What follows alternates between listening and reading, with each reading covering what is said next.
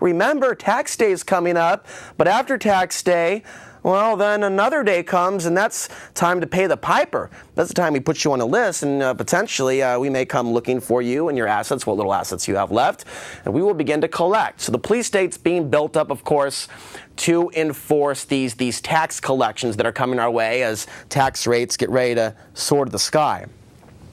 Remember, the devil's biggest trick was convincing us he didn't exist, and folks, we are surrounded by evil, sex trafficking, complex problems, victims still viewed by many in justice system as criminals.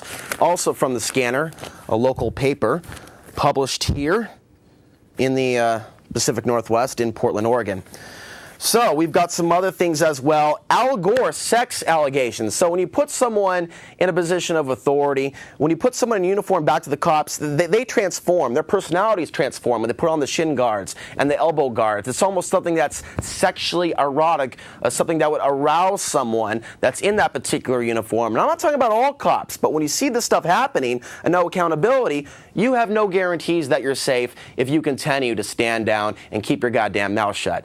So we're going to move on and play this Al Gore tape, this local Channel 8 coverage of it. Al Gore is known as a green messiah in the eyes of many people in this particular city, as well as the president as well, despite their connections to big oil, despite their connections to Blackwater, to Halliburton, and many other things. Of course, the plan to create a global carbon tax in Goldman Sachs, the same Goldman Sachs, they got all that money.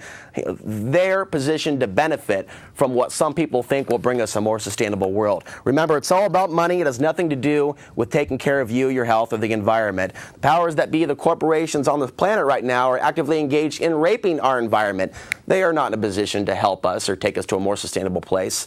That is an individual choice. That comes down to us collectively, without government or bureaucracy, being the change that we want to see in the world. Instead of talking, actually walking the walk, and not expecting a couple politicians or congressmen to put laws in place to make the world a better place. We're at war with ourselves right now, first of all. So there's a lot of people concerned with health care and whatnot. We've got to stop the genocide. We've got to stop the war. Any government that's involved in killing millions of innocent civilians, women and children, don't give a damn about your health care. And in this health care bill, there's a little provision there about microchips, a little digital registry device. And so this is all being documented. This is all out there if you actually want to do the research and take a look. Now, Biden was in town recently, and according to the Portland Mercury, only one reporter was allowed into Joe Biden's Portland speech. And he spoke the other day at the Swank Tiffany Center in Goose Hollow to a crowd including former Governor Barbara Roberts and other notables, all of whom shelled out a $200 ticket or more to the sold-out private event. And, of course, Sarah Merck, who writes for the Mercury, writes as if she's surprised that the Mercury was not allowed in. After all, the Mercury and Willamette Week did so much to propel Barack Obama into office and to tote the party line. After all, 75,000 Portland, Oregon residents supported this particular man that has not changed the policies of George W. Bush in terms of the war and many, many, many other things. And so all of this needs to be understood. There should be no surprise why only one reporter was allowed into a speech. With that, let's go to the Al Gore news report, and then we will come back. Voice of the massage therapist who's accusing Al Gore of sexual assault. Late this afternoon, Portland police released the audio recordings of their interviews with the alleged victim. News Channel 8's Amanda Burden listened to those tapes. Amanda, how does the woman sound in them? Laurel, the massage therapist describes the alleged sexual assault in great detail and keeps her cool through the whole account. We have to warn you, some of her description is graphic. Although the thought and total fear in my mind was that I was on the brink of being forcibly raped. In her own voice, the massage therapist accusing former Vice President Al Gore of sexual abuse tells investigators her story. He grabbed my right hand hard, shoved it down under the sheet, and said to me, "There," in a very sharp, loud, angry-sounding tone. The accuser says the attack happened in 2006 at downtown Portland's Hotel Lucia. At the time, she declined to talk to detectives. Police closed the case.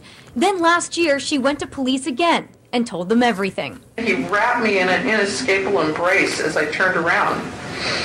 doing this come hither look deep into my eyes and caress my back and buttocks and breasts. Come hither look. Many wonder why it took 3 years for the woman to come forward. Today we sat down with Debbie Fox with the Oregon Coalition Against Domestic and Sexual Violence. She says it often takes years before a victim can even talk about the incident. Really thinking about it and maybe getting help, seeking assistance, and then finally realizing, oh, this was not my fault and I didn't deserve that. She says bringing a case to court often means reliving the trauma. Fox says 2% of reported sexual assaults are false accusations. Once a victim does come forward, she says the process can be healing. All right. News Channel 8 is not naming the victim because it... We've got some time for some phone calls now. 503-288-4442. 503-288-4448 is the other number as well. By the way, you can find me on Facebook, and of course this show is available online, so you can send it to your friends that are out of state and even out of the country if they have access to the internet. Just Google Alex Ansary, find it on youtube.com. So, talked about a lot of stuff tonight. It's important to keep this in perspective. Again, Halliburton Company worked on rig 20 hours before explosion. Do not forget the documentation that we have in front of you. Officials, sunken rig could cause huge oil spill. So they talked about before this even happened, it came out in the news, an explosion took place. Then we saw the oil spill. BP chief Tony Hayward sold shares weeks before oil spill. Then, of course, we see Goldman Sachs sold $250 million of BP stock before the spill as well. That was 44%. And it goes on and on and on. Halliburton, of course, bought a company called Boots and Coots. That, of course, provide pressure control services for oil and gas wells. This came out on April 9, 2010 in Reuters. So all of this information is available. It is the full solar eclipse. Right now it is July 11th, 2010. A lot of people in their own personal lives are going through intense changes. Again, lots of breakups, lots of people grappling with their own mental sanity, alcoholism, ability to control themselves when it comes to interacting with their spouses. Domestic violence calls are definitely up in Portland, Oregon, and throughout the country. And it's important to understand how we got here. Instead of trying to find a drug or to create a new law or a new bureaucracy to fix these problems that it's pretty obvious we're going to have to deal with another way, a new way. Insanity is the process of doing the same thing over and over and over and expecting different results, and a lot of people are just waiting for things to get better without actually taking action and being a part of the change. We all have that God-given ability to find out where we need to be in all of this, and I'm not going to be the one to tell you that.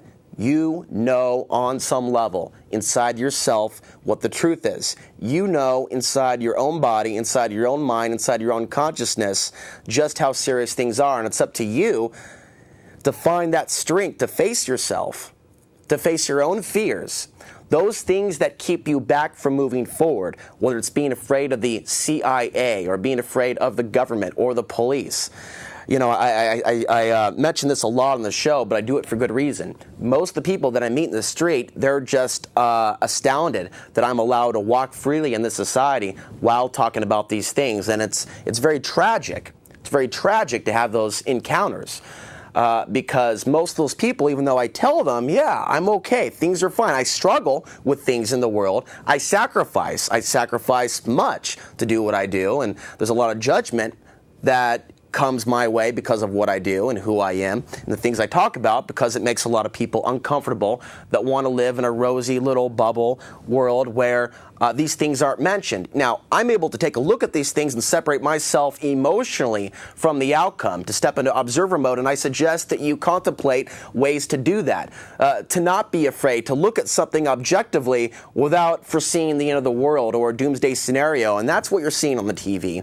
That's what you're seeing on the corporate channels. Anytime you see 2012 talked about, it's presented in a end-of-the-world fashion, so if somebody else talks about, say, me for example, sunspot cycle 24 and the potential changes to our grid, to our system, they think you're talking about the world because of what they already heard from somebody else. My advice to you is, if you hear something mentioned on the show, listen to what I'm saying with the issue and don't assume that I'm saying what somebody else is saying verbatim, or that I'm repeating somebody's talking points. You know, it might surprise some of you, but I'm shunned by much of the so-called conspiracy world because I try to gravitate towards more of a spiritual outlook on what's going on, and I don't tote the party line that all is going to be ending soon and we're all going to end up in FEMA camps and that the end is here. We don't know.